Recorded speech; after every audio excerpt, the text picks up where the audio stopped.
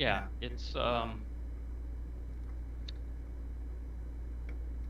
know we're probably gonna have people, if they don't, even if they don't comment, they might think, oh, you guys are just complaining, quit whining, well, you should be doing it first. But the point isn't necessarily, I'm not sour about not being able to get my hands on them myself, because look, there are emulators if I really want to. I've got most of those games again with my old copy of the Super Nintendo. But there's so many people, new generation specifically, like, my nephews, who would be missing out. And like my And kids.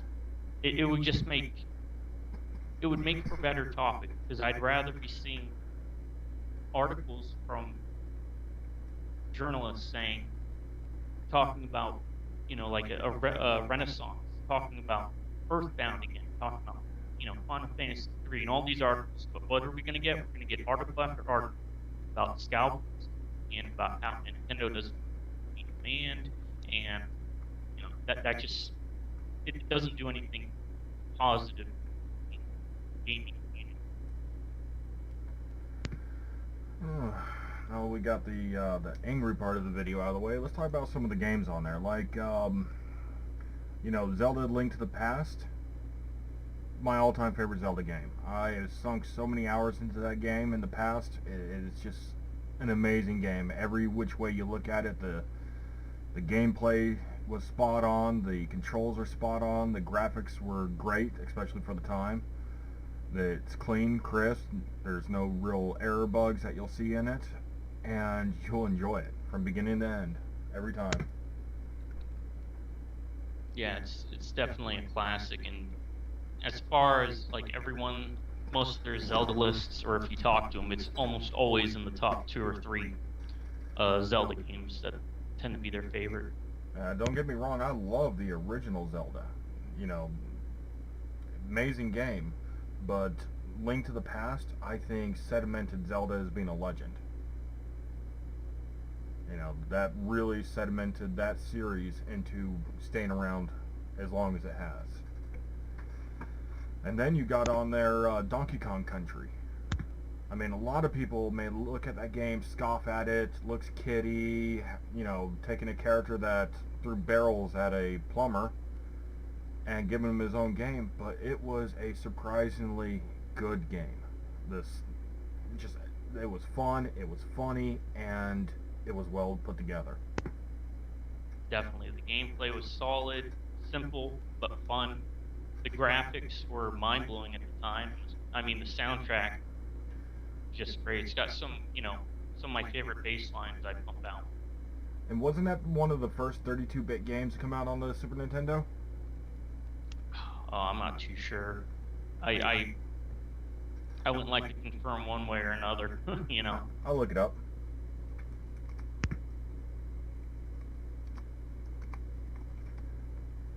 Yeah, you'll hear a lot about that when you talk about old games. People talking about the bit wars between Sega and Nintendo.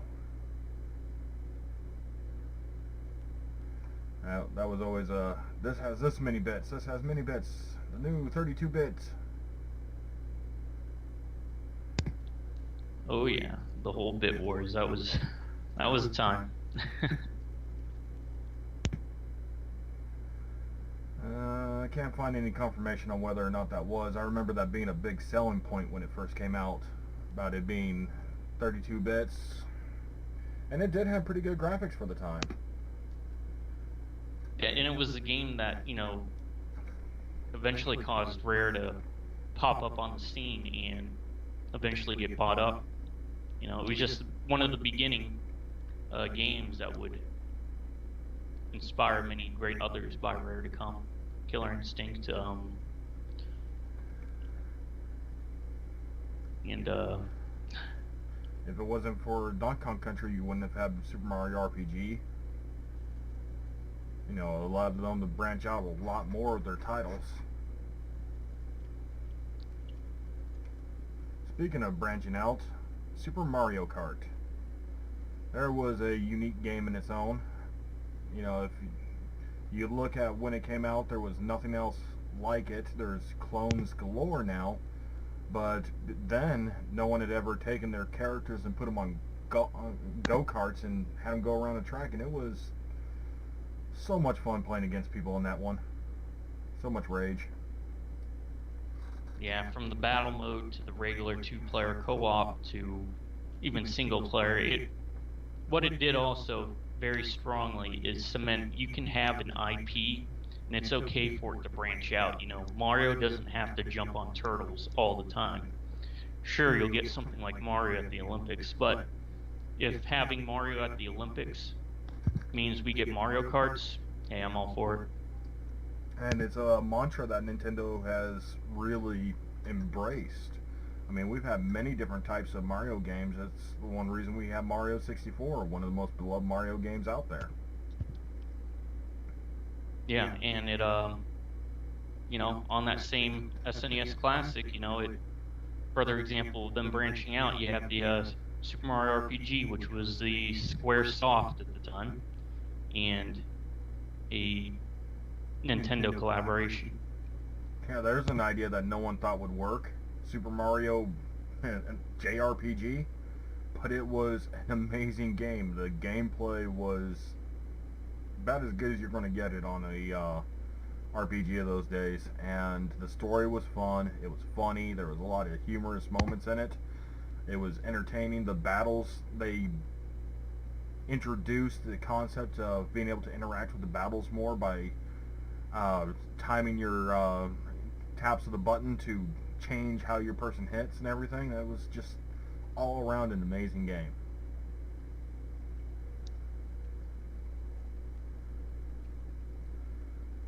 And then we have Super Street Fighter 2 Turbo. Not a lot of people remember the Super Street Fighter days in Super Nintendo, but there was tons. There were so many different Super Street Fighter 2s were released. But it was a port from the arcade, and honestly, if it wasn't for that game, you wouldn't have games like Killer Instinct, Mortal Kombat, or any of the fighting games out there today. Yeah, 2 really brought out the fighting game genre, because it also had the Art of Fighting and Fatal Fury SNK fighting games that they both took jabs at each other. Just I would warn people away from the first one, as it's not necessarily as groundbreaking, since you can only play 2 characters and the controls weren't that great. Yeah, the first Street Fighter, most people don't even realize it exists, and for good reason. It's awful. And there's a game on there like Star Fox, one of the first 3D games you'll see, and handled it really well. I never played the second one, which I would love to get the Classic to actually play that second one, but the first one was amazing. It's simple, especially looking at it today, but it was fun. It was a space combat game, simple polygons. Yeah, they did good with the perspective, changing the space shooting game more to a behind-the-view perspective without sacrificing graphics heavily or making it look jarring. And then they also gave you that sense like you're actually playing with other people, with your different pilots who would talk to you, Falco and Peppy, Slippy the Frog, whenever you'd accidentally shoot them or if you took their guy. Yeah, and then you have the first branch off from the Mega Man series, Mega Man X. It was, I guess in my opinion, it was them trying to 90-ize the Mega Man series. Because originally he was more kiddish looking, and they tried to give it that more edgy look. Yeah, they tried, it's...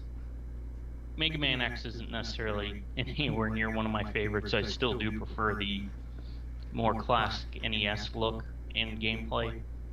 But it was, they were slapping a new coat of paint, and in some ways it was kind of like foreshadowing to come with how Capcom was eventually going to handle their development by just re-releasing the same crap with a new coat of paint on there. Yeah, for better or for worse. they sure have gone downhill. Then you got Super Metroid, which created a genre all on its own. Yep.